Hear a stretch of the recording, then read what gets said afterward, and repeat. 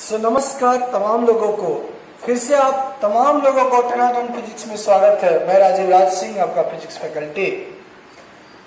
तो आज हम बात करेंगे 11th की टॉपिक्स पे, यानी कि बेसिक मैथमेटिक्स। अगर आप देखोगे तो मैंने 10-10 मिनट की 2 वीडियो डाली है बेसिक मैथमेटिक्स की। वो सभी चीजें वो ही हैं जो आपने 10th में पढ़ा है, फिर भी मैं आपको रिवाइज करा देता हूँ, एक बार समराइज कर देता हूँ कि क्या क्या हमने पढ़ा है और क्या क्या पढ़ना है। तो वहाँ पे फर्स्ट 2 लेक्चर्स में, फर्स्ट 2 वीडियो में बेसिक मैथमेटिक्स 1 और बेसिक मैथमेटिक्स 2 आपको दोनों वीडियो मिल जाएंगे। कहाँ पे? बोलो बोलो, टनाटन फिजिक्स। तो वाकई में अगर सीखना चाहते हैं तो आप जाएं टनाटन फिजिक्स को सब्सक्राइब करें और वहां से वीडियो कंटिन्यूअसली देखते रहें, ठीक है। तो उन 2 वीडियो में हमने एंगल फाइंड किया था, उसके यूनिट, रेडियन, डिग्री वाट और जो भी हो, कन्वर्जन, रेडियन से डिग्री। देन हमने पढ़ा था कि ट्रिगोमेट्रिक रेशियो की वैल्यू कैसे फाइंड करनी है। मान लो आपसे पूछा जाए sin 150, तो हमने वहां पे 2 रूल आपको बताए थे, रूल नंबर 1, रूल नंबर 2, और एक बेसिक रूल बताया था, कास्ट रूल, ठीक है। आज थोड़ा उसी में अपन आगे एक्सटेंड करते हुए बाद में स्टार्ट करेंगे मैथमेटिकल अलजेब्रा, राइट। सो सी, अब जो भी अभी पढ़ाने जा रहा हूं सब आपने क्लास 10th में ऑलरेडी पढ़ा हुआ है, फिर भी अभी बता रहा हूं कि एक बेसिक मैथमेटिक्स ब्रिज कोर्स है, हमें उन सब चीजों को फिर से रिलेट करना है, ठीक है, ओके। तो आपने पढ़ा होगा फर्स्ट फॉर्मूला, उससे पहले एक छोटी सी बात, सब कुछ हो गया तो वहां एक वेरी वेरी इंपॉर्टेंट पॉइंट जो आपको याद रखना है, sine theta is equal to theta is equal to theta. ये चीजें ध्यान रखना, क्योंकि जब आप क्लास 11th या 12th के डेरिवेशंस की बात करोगे तो ये कहीं ना कहीं बहुत इंपॉर्टेंट रोल प्ले करती है। तो उन सब चीजों को समझने के लिए ये छोटे छोटे पॉइंट्स काफी ज्यादा इंपॉर्टेंट है। समझ रहे हो मेरी बात को? अब थीटा जो होना चाहिए, ये थीटा जो होना चाहिए वेरी वेरी स्मॉल होना चाहिए, वेरी वेरी स्मॉल, राइट। और किसमें होना चाहिए? रेडियन में होना चाहिए, very very small, and this should be in radian, ये रेडियन में होना चाहिए। फिर से देखिए, theta should be very very small और इन रेडियन। जैसे इसकी वैल्यू हार्डली 5 डिग्री होती है, थीटा की जो वैल्यू होगी less than equal to 5 degree होगी, बट डिग्री में आपको यूज नहीं करना, आपको क्या करना है? रेडियन में कन्वर्ट करना। जैसे मैं आपसे पूछूं फाइंड साइन 2.9 डिग्री और इसको 3 डिग्री कर लो, 3 डिग्री। अब इसकी वैल्यू आप कैसे फाइंड करोगे? तो पहले आप इसको रेडियन में कन्वर्ट कर लो। क्या कर लो? इसको बोलो बोलो, रेडियन में कन्वर्ट कर लो। तो 3 इंटू रेडियन, रेडियन में कन्वर्ट करने मैंने बताया है कि डिग्री को रेडियन में कैसे कन्वर्ट करेंगे, पाई बाई 180 से मल्टीप्लाई, पाई बाई 180 से मल्टीप्लाई। अब इसकी वैल्यू आप डायरेक्ट लिख दो, कितना हो जाएगा ये? 3 pi by 180 means pi by 60, और पाई की वैल्यू कितनी? 3.14 डिवाइडेड 60। तो जो भी रिजल्ट आएगा ये साइन 3 डिग्री की रिजल्ट है। क्या tan 3 का रिजल्ट यही होगा? हाँ, tan 3 का भी रिजल्ट यही होगा। तो अगेन अभी भी मैं बता रहा हूं मेरे प्यारे प्यारे दोस्त, ये जो फॉर्मूला है ये छोटा सा फॉर्मूला है, बट रियली काफी ज्यादा इंपॉर्टेंट है। जब आप डेरिवेशंस की बात करोगे क्लास 11th और 12th में, उस जगह कहीं ना कहीं बहुत ही ज्यादा इंपॉर्टेंट रोल प्ले करती है। एक छोटा सा फॉर्मूला और देखें। नेक्स्ट देखो आप, cos theta is equal to 1 when theta is very very small. जो cos थीटा को आप क्या मानोगे? 1 मानोगे, जब ये काफी वेरी वेरी स्मॉल होगा। जैसे आपसे मैं पूछूं cos 2 डिग्री की बात बताओ, cos 2 डिग्री, इसकी वैल्यू अप्रॉक्स आपको क्या लेनी है? 1 लेनी है। समझ रहे हो मेरी बात को? ओके, नेक्स्ट फॉर्मूला देखें आप। इस ट्रायंगल को भी आपको याद रखना है, क्योंकि फिजिक्स के मैक्सिमम क्वेश्चंस में ये एंगल आपको दिखने को मिलेगा, 53 डिग्री एंड 37 डिग्री। अभी बता रहा हूं कि फिजिक्स के मैक्सिमम क्वेश्चन में आप ये रिजल्ट देखेंगे एंगल 53 डिग्री एंड 37 डिग्री। तो इस केस को कैसे डील करना है, तो इस ट्रायंगल को आप याद रखना। अब मुझे बताओ, अगर आपसे पूछूं बताओ cos 53 डिग्री कितना होगा, तो cos का फॉर्मूला होता है मेरे प्यारे बच्चों b/h। b मीन्स 3 और h मीन्स 5। सो cos 53 3/5 होता है। ये रिजल्ट आपको याद रखना है। बताओ फिर sin 53 बताओ कितना होगा, sin 53। सो p/h ये हो जाएगा 4/5। ये सब चीजें आपको याद रखनी है। नेक्स्ट बोलो tan 53 डिग्री कितना हो जाएगा, p/b। It means 4/3। This is the tan 53। तो ये सब रिजल्ट आपके टिप्स पे होना चाहिए, आपके दिल और दिमाग जहन सभी जगह होने चाहिए, क्योंकि ये क्वेश्चंस कॉमन है। हर फिजिक्स के मैक्सिमम क्वेश्चंस आपको मिल जाएगा। क्या आगे चले? Okay next. तो हमने अभी देखा 53 की वैल्यू। अब हम बात करेंगे 37 की वैल्यू। यस, सो फटाफट बताइए, cos 37 degree is equal to what, cos 37। So b/h it means 4/5। समझ रहे हो मेरी बात को? कोई दिक्कत तो नहीं। sin 37 degree, so sin 37 3/5, then tan 37 is equal to 3/4। सो ये दो रिजल्ट है जो काफी ज्यादा इंपॉर्टेंट है और ये आपको हमेशा याद रखना पड़ेगा। ठीक है, नेक्स्ट देखते हैं।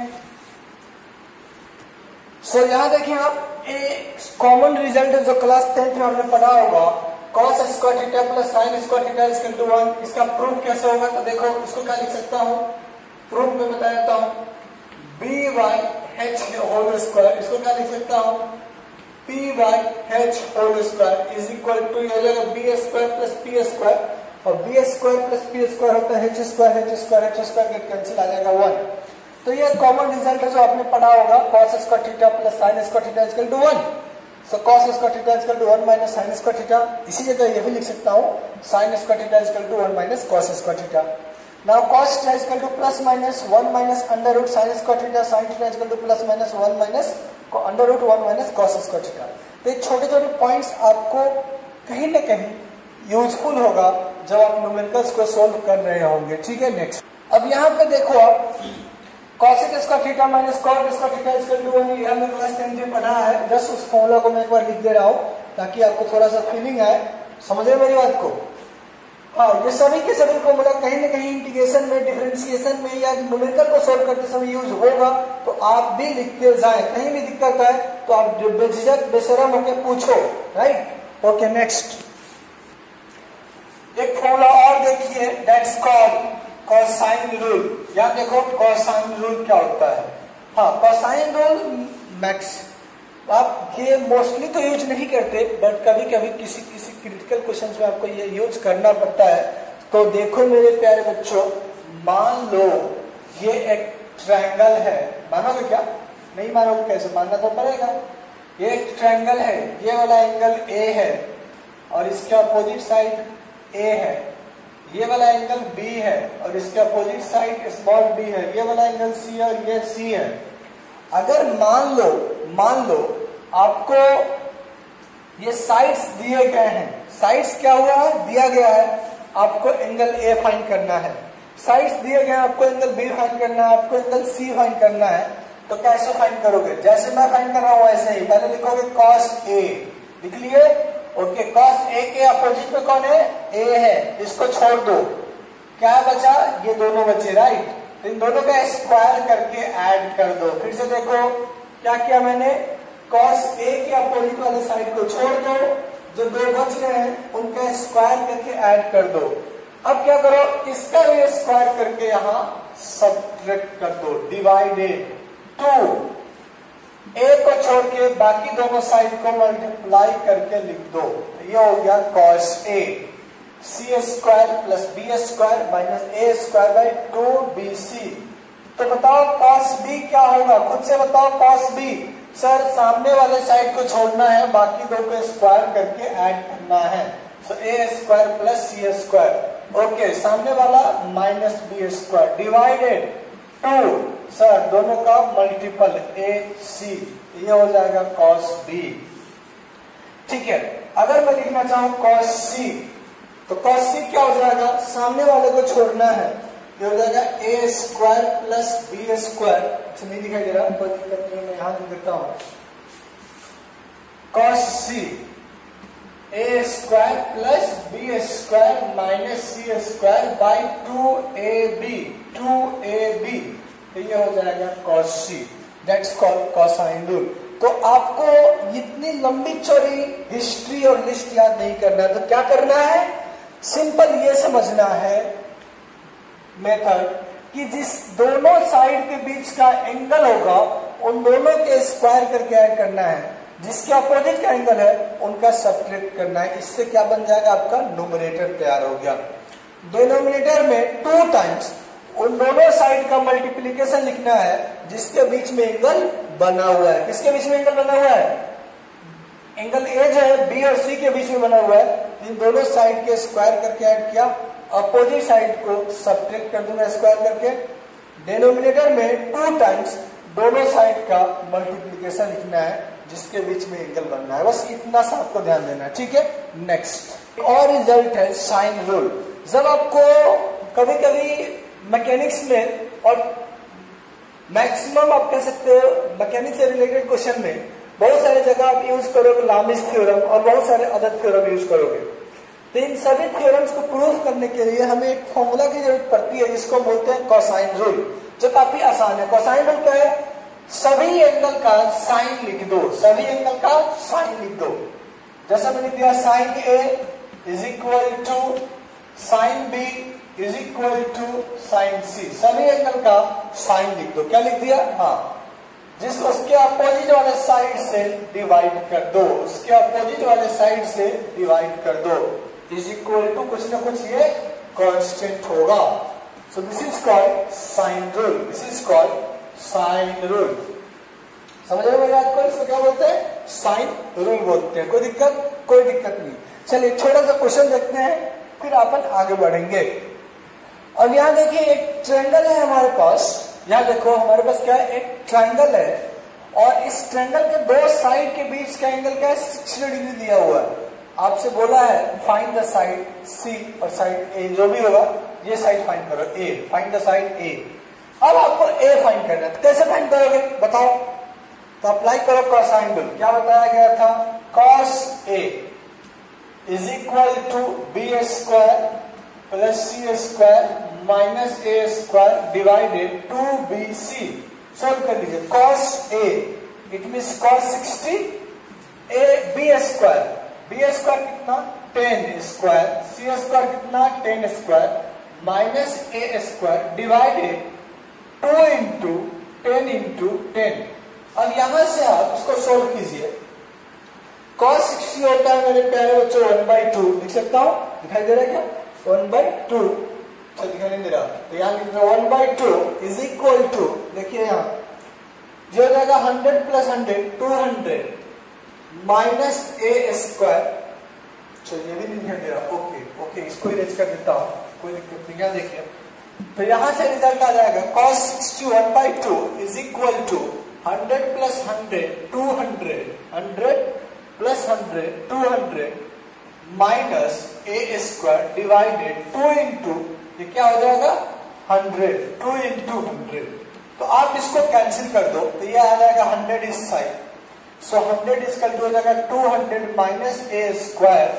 तो यहां से देखिए ए स्क्वायर इसका हो गया 100, तो ए इसका क्या हो जाएगा 10 सेंटीमीटर। तो ये एक छोटा सा रिजल्ट, छोटा सा प्रॉब्लम था जिसमें हमने कोसाइन रूल यूज किया।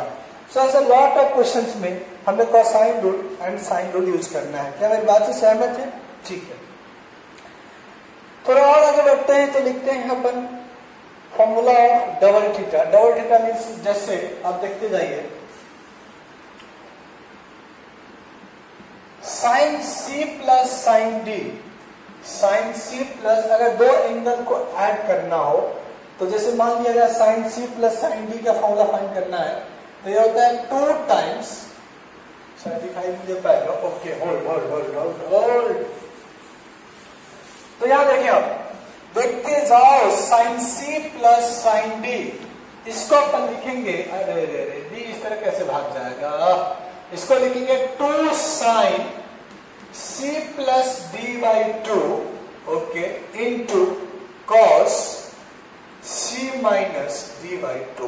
ये फॉर्मूला हो गया sine c plus sine d का। अब इसका यूज क्या है, इसका यूज बता देता हूं आपको। जैसे मैं आपसे बोलूं कि साइन 75 की वैल्यू फाइंड करो, तो कैसे फाइंड करोगे? आप लिख सकते हो साइन 60 प्लस, ठीक है, जैसे सॉरी साइन नहीं साइन, ये अगर आपसे पूछा जाए क्या, चलिए मान लेता हूं कि साइन 30 प्लस साइन 45 की वैल्यू, नहीं 45 मत लो, 20 की वैल्यू फाइंड करो, साइन 30 प्लस साइन 20 की वैल्यू फाइंड करो, ठीक है। तो यहां से अपन फाइंड कर सकते हैं इस फॉर्मूला के यूज करके। Getting my points? हो सकता है कुछ ये सब जब फिजिक्स में आप डेरिवेशन पढ़ेंगे उन सभी जगहों पे इसका मैक्सिमम यूज होगा, तो इसलिए मैं बता रहा हूं कि आपको पता तो चले कि है क्या, जैसे जैसे यूज करते जाओगे वैसे वैसे आप इसके फ्रेंड बनते चले जाओगे, ठीक है।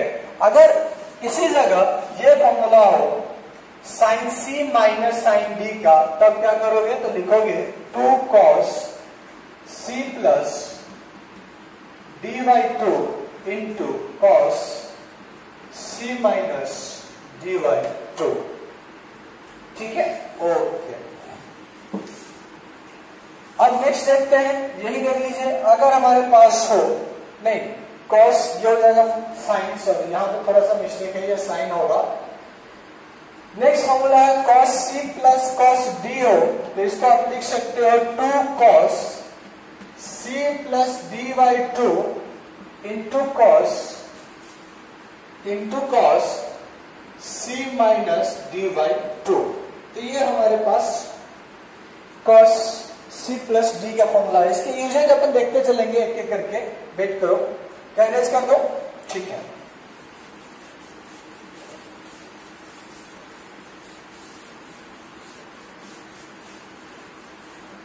अब यहां देखिए नेक्स्ट, अगर cos c minus cos d हो, इसको लिख सकते हो 2 times cos, sorry 2 times sine c plus d by 2 into sine c minus d by 2। तो ये रिजल्ट अपने को याद रखना है, समझ रहे हो, ओके। अब इसी के टर्म्स में एक रिजल्ट और अपन यूज कर सकते हैं, जैसे साइन 2 थीटा। तो साइन 2 थीटा का क्या लिखोगे बताओ? तो साइन थीटा को क्या लिख सकता हूं मैं, यहां से देखो, sine theta plus theta, okay, ये फॉर्मूला पढ़ेंगे, okay, no issue, okay okay, ठीक है। तो साइन 2 थीटा का रिजल्ट अगर आप याद करना चाहो तो ये 2 थीटा है, 2 थीटा। अब देखो साइन ए प्लस बी अगर लिखना हो तो मैं इसको लिखूंगा sine a into cos b plus cos a into sine b. अब क्वेश्चन है कि सर ये सब फॉर्मूला हम कहां पढ़ेंगे? तो मैथ वाले तो पढ़ लोगे बट बायो वाले नहीं पढ़ पाओगे, इसलिए पढ़ाया जा रहा है। और मैथ वाले भी बाद में पढ़ोगे जब ट्रिगोमेट्री आपको पढ़ाया जाएगा, और हो सकता है कि उससे पहले हमें इसकी यूज की जरूरत पड़ जाए, तो इसलिए sine a plus sine b equal to ये होता है। अगर साइन ए माइनस बी होता तो मैं लिखता sign A cos b minus cos A sine B. तो ये रिजल्ट आपको यहां से याद रखना है। दूसरा रिजल्ट, अगर कॉस ए प्लस बी है तो आप लिखोगे इसको cos a into cos b minus sine a into sine b, ये आप लिखोगे। तो याद करने का तरीका कॉस वाले में बड़ा क्लियर कट है कि दोनों एक साथ कॉस, दोनों एक साथ साइन होगा। अगर इसी जगह ये होता कॉस ए माइनस बी, इसको लिख के मेरे प्यारे सनम cos a cos b plus plus sine a sine b. क्या मेरी बात से आप एग्री हैं? तो ये इसका रिजल्ट होगा। ओके, थोड़ा और आगे बढ़ते हैं। यहां देखिए 10a plus b is equal to 10a plus 10b divided 1 minus 10a into 10b. 10a minus b क्या होता है? 10a minus 10b divided 1 plus 10a into 10b. तो ये आपको याद रखना है कि न्यूमरेटर में प्लस हो जाएगा, सॉरी डिनोमिनेटर में प्लस हो जाएगा, और यहाँ जब प्लस है तो डिनोमिनेटर में माइनस हो जाएगा। क्लियर क्या है? ओके, नेक्स्ट देखें आप, अगर ये ऐसा है cot a प्लस b, ठीक है, तो इसको लिखेंगे हम cot a into cot b minus 1 divided cot a plus cot b। तो ये रिजल्ट हो जाएगा। अगर इसी जगह माइनस होता तो क्या आ जाता? प्लस आ जाता। सेम देखते जाइए, अगर ये cot a माइनस b है तो ये हो जाएगा cot a into cot b plus 1 divided cot a minus cot b। और सिंपली इसको cot b minus cot a लिखिए, basically cot b minus cot a हो जाएगा। समझ रहे मेरी बात को? तो ये छोटे छोटे रिजल्ट्स आपको याद करने होंगे। ओके, कुछ और फॉर्मूला आप देख सकते हैं, जैसे sin 2 थीटा अगर हो तो उसको अपन क्या लिख सकते हैं? तो आप देखें यहाँ sin 2 थीटा हो तो क्या मैं इसको sin थीटा प्लस थीटा लिख सकता हूँ?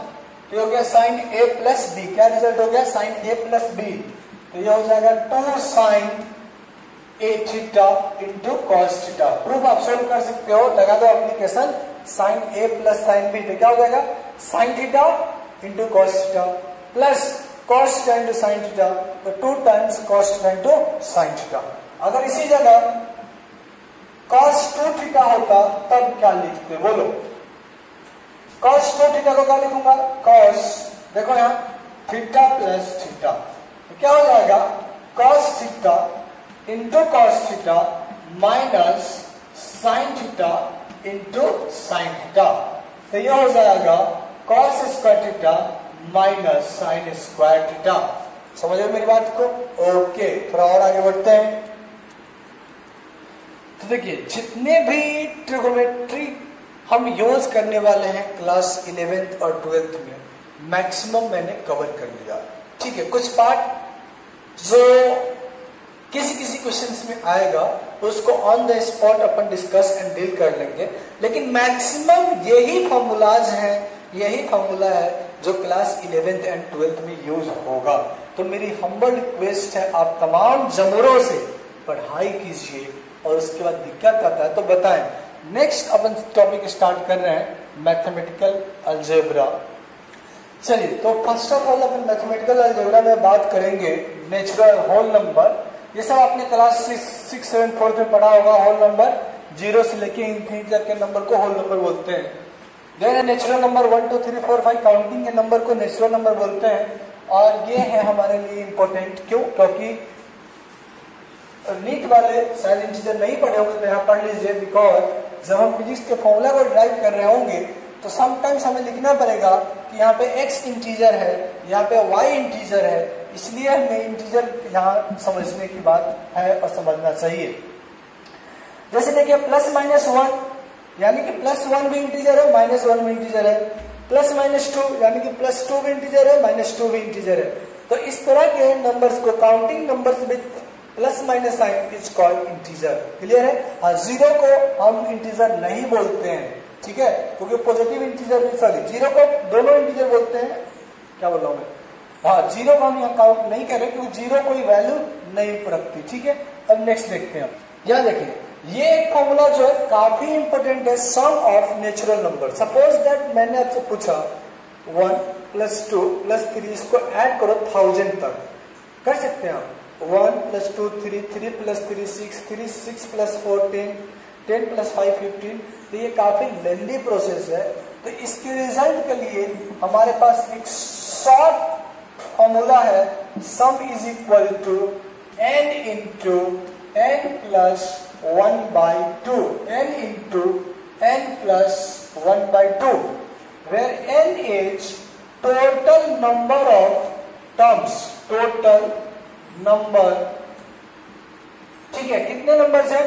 जैसे मान लो मैं 10 तक बात करता हूँ, 1 2 3 4 5 6 7 8 9 10, तो यहाँ पे n की जगह आप 10 रखोगे। एक छोटा सा एग्जांपल कर ही लेते हैं अपन। जैसे आप देखो, तो यहाँ देखो हमें इन सभी नंबर्स का सम फाइंड करना है, तो सिंपल आप ऐड कर लो। सबसे पहले 1 + 2 3, 3 + 6 3 6, 6 + 4 10, 10 + 10 5 15 और 6 21 7 28 8 36 9 45 10। कितना रिजल्ट आ रहा है?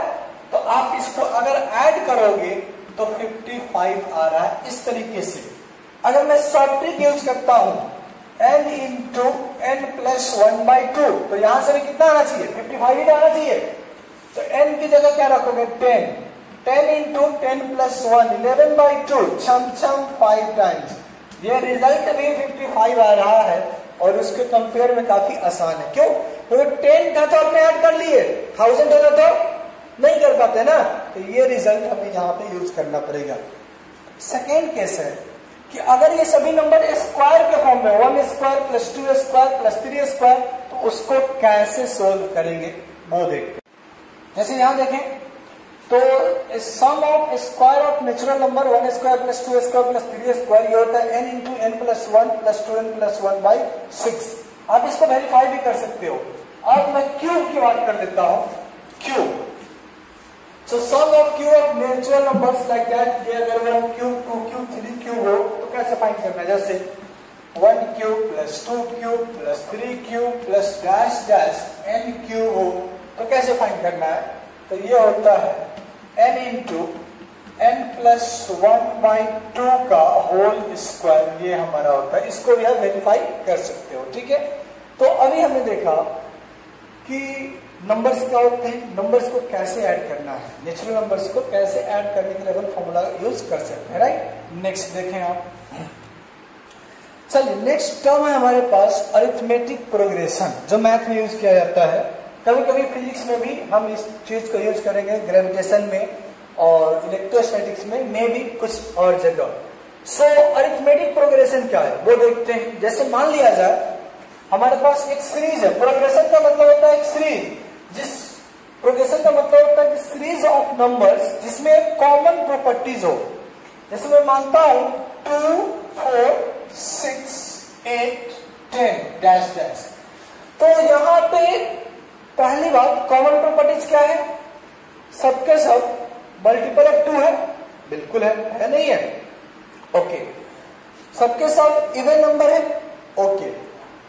दूसरा मैं लेता हूं, जैसे 1 2 और एक कह लो 3 5 7 9 11 30। अब बताओ क्या कॉमन प्रॉपर्टीज है? तो सबके सब ऑड नंबर्स है, राइट। सबके सब क्या है? ऑड नंबर्स है। कुछ प्राइम भी है, कुछ प्राइम नहीं भी। ओके, हाँ, कुछ प्राइम नहीं भी है, राइट, ठीक है। बट एक अलग प्रॉपर्टीज भी है। क्या? इन दोनों का डिफरेंस क्या है? 2। इन दोनों का डिफरेंस क्या है? 2। इन दोनों का डिफरेंस क्या है? 2। इन दोनों का डिफरेंस 2। इन दोनों का डिफरेंस 2। तो ऐसे नंबर्स को अपन बोलते हैं कि these are the AP numbers. AP numbers का मतलब होता है कि वो सभी नंबर्स जिसमें किसी भी दो कंसेक्यूटिव नंबर्स का डिफरेंस हमेशा कांस्टेंट आता हो, those numbers are called in AP. Those numbers in which difference of any two consecutive numbers is always some constant, that those numbers are called AP। जैसे यहां देखें, इन दोनों के बीच का क्या आ रहा है? 2 आ रहा है।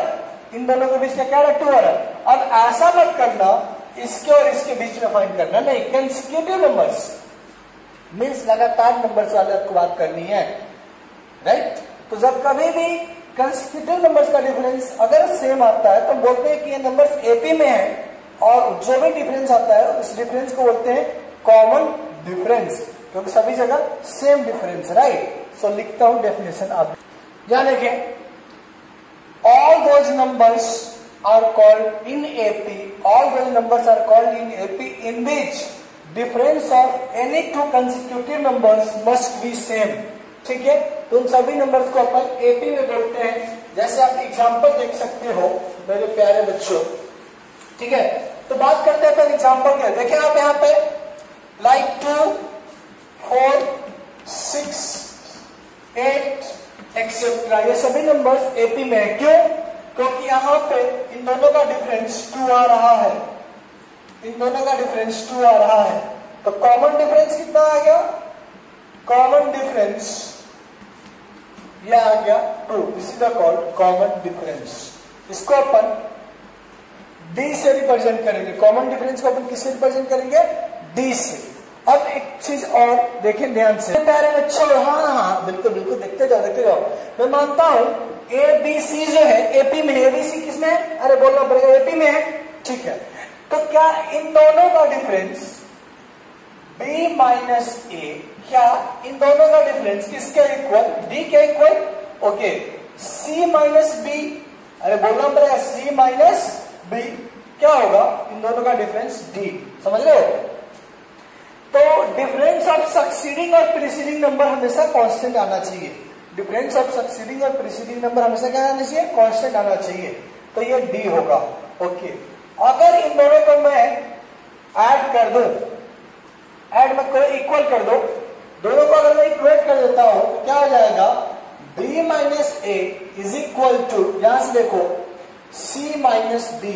तो फटाफट सोल्व कर लो, ये आ जाएगा इधर।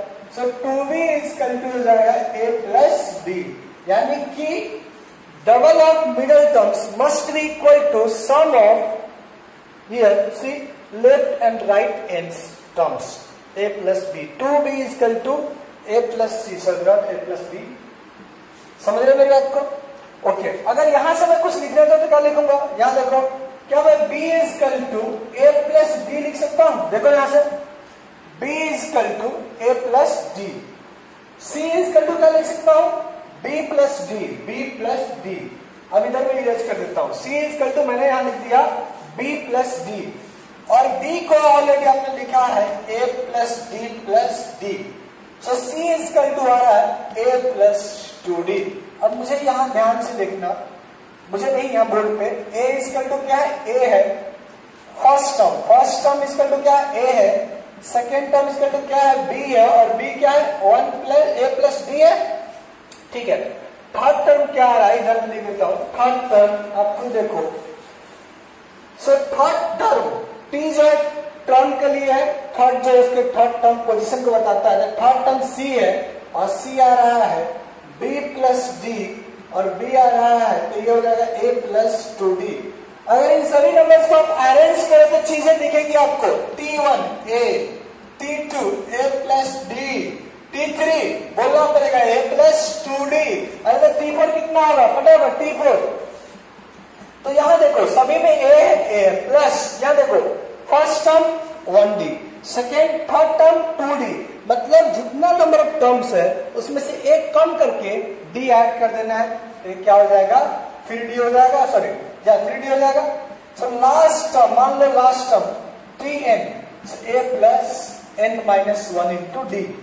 तो ये तरीका हो गया आपको नंबर ऑफ टर्म्स या first term last term find करने का। अगर मान लो कि आपको फर्स्ट टर्म दे रखा है, कॉमन डिफरेंस दे रखा है, बोला कि 7th टर्म क्या होगा, 6th टर्म क्या होगा, तो आप यहां से फाइंड कर सकते हो।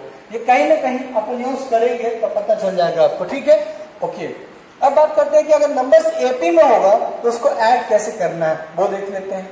चलिए, मैं मानता हूं कि हमारे पास कई सारे टर्म्स हैं, सबके सब एपी में है, तो t1 plus t2 plus t3 dash dash tn, इनको ऐड करना है। तो Sn लिख देता हूं, बिकॉज Sn n नंबर का टर्म्स है। तो ये हो जाएगा a, और ये हो जाएगा a प्लस d, ये हो जाएगा a plus 2d plus dash dash a plus n minus 1d हो जाएगा। समझ रहे हो मेरी बात को? कोई दिक्कत नहीं। अब यहां देखिए, इन सबको फटाफट सोल्व कर लीजिए।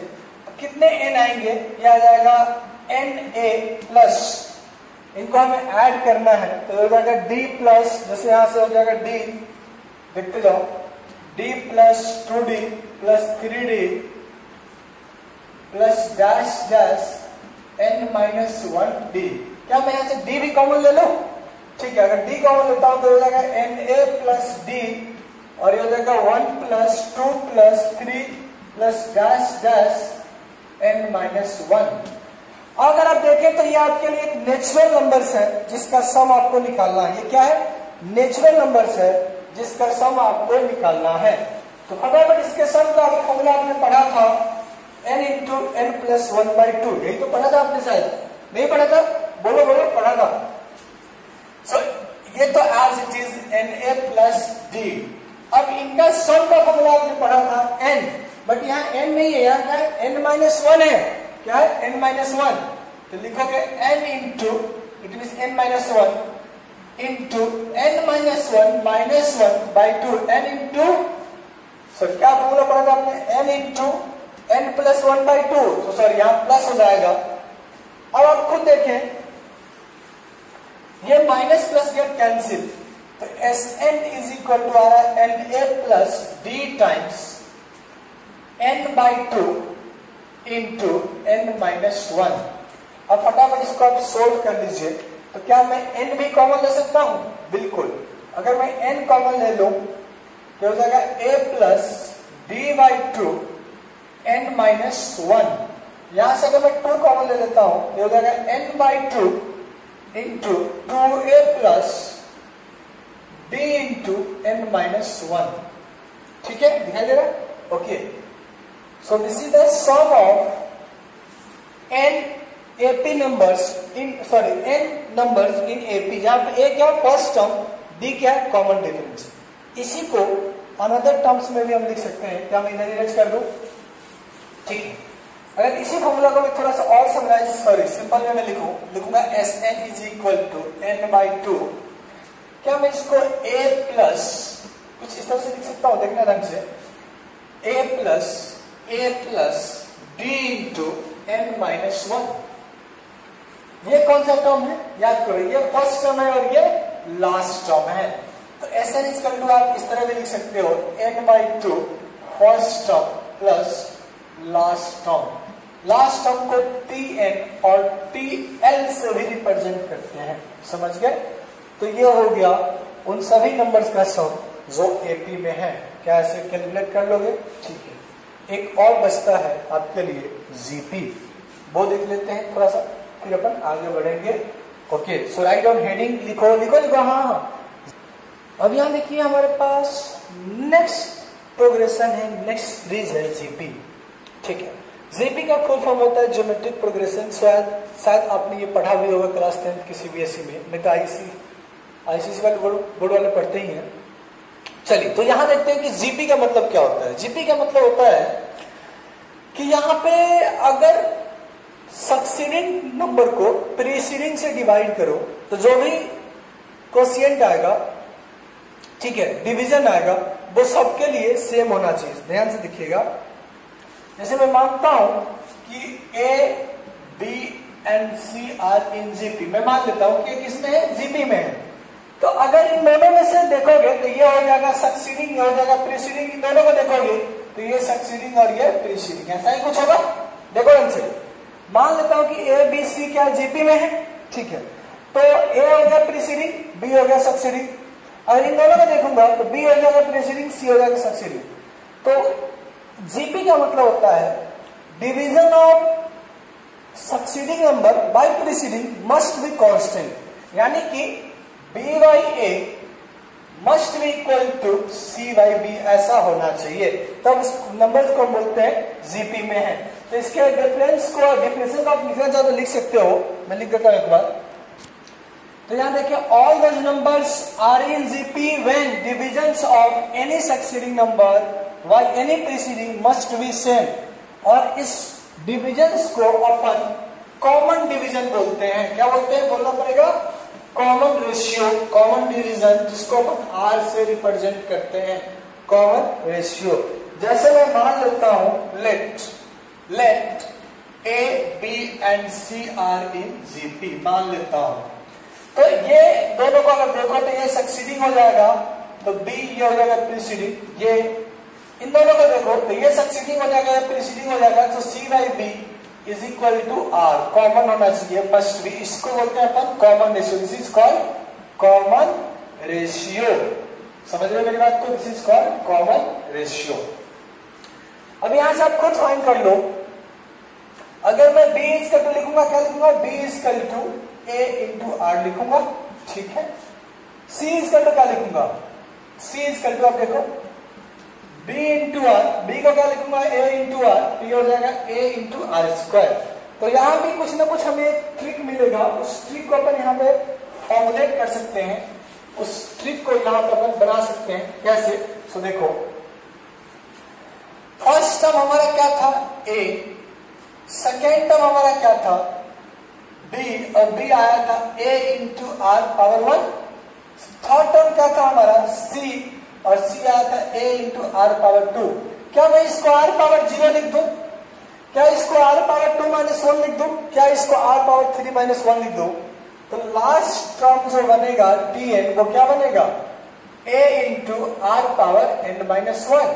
तो A एक हमारे पास फॉर्मूला तैयार हो गया कि अगर फर्स्ट टर्म आपको मालूम है, कॉमन रेशियो मालूम है, तो आप कोई भी नंबर्स, कोई भी टर्म्स फाइंड कर सकते हो। जैसे 5th टर्म हुआ, 7th टर्म हुआ, 8 टर्म्स हुआ, कोई भी टर्म्स आप यहां से फाइंड कर सकते हो। क्या मेरी बात से एग्री करते हो? ओके, नेक्स्ट देखते हैं आगे। ठीक है, अब सम ऑफ जीपी देखो, अगर n टर्म्स है, n टर्म्स, तो उसका सम होता है a into r power n minus 1 by r minus 1, ये होता है इसका सम, ठीक है। ओके, अगर यही n अप टू इंफिनिटी जाता हो, यही n अप टू इंफिनिटी जाता हो, तो जब कभी भी इंफिनिटी वाला केस आएगा, उस केस में हमेशा r की वैल्यू, ठीक है, नॉट हाफ, r की वैल्यू हमेशा लेस देन 1 आएगा। r की वैल्यू हमेशा लेस देन क्या आएगा, 1 आएगा। तो ये हो जाएगा 1, मान लो 1/2, तो 1/2 की पावर इंफिनिटी क्या हो जाएगा, 0, ये बचेगा -1, और ये हो जाएगा 1 माइनस r माइनस 1 से माइनस टेक कॉमन, तो हो जाएगा 1 minus r, minus minus get cancel, तो रिजल्ट हो जाएगा a बाई 1 माइनस r। तो ये हो गया sum of GP, geometric progression, right. Okay, तो चलो जितने भी मैथमेटिकल अलजेब्रा थे, अलजेब्रा का काम था वो मैंने ले लिया है, क्वाड्रेटिक ये सब आप पढ़ लेना। बाकी कल मैं लॉगरिथमिक और एक्सपोनेंशियल मैथमेटिकल की मतलब फंक्शंस की बात करूंगा। थोड़ा उसको पढ़ने के बाद मैं इंटीजर करूंगा वेरिएबल कांस्टेंट में, और उसके बाद मैं डिफरेंशिएशन स्टार्ट कर दूंगा। तो कल के बाद डिफरेंशिएशन स्टार्ट हो जाएगा, जो कि वाकई में ये सब तो जस्ट आप पढ़ चुके हो, इसलिए मैं नॉर्मली खींच रहा हूं कि हाँ ऐसा होता है, ऐसा होता है, वैसा होता है, सब पढ़ चुके हो। लेकिन डिफरेंशिएशन जो होगा वो वाकई में रियली फिजिक्स का बैकबोन है। अगर आप चाहते हो कि फिजिक्स में आपकी अच्छी ग्रिपिंग हो, तो इसके लिए आपको अच्छे से मेहनत करनी पड़ेगी, डिफरेंशिएशन आपको अच्छे से पढ़ने पड़ेंगे। अगर वो एक बार आपका डिफरेंशिएशन वीक हो गया, तो तय है कि आपका फिजिक्स वीक हो जाएगा, उसमें कोई कुछ नहीं कर सकता।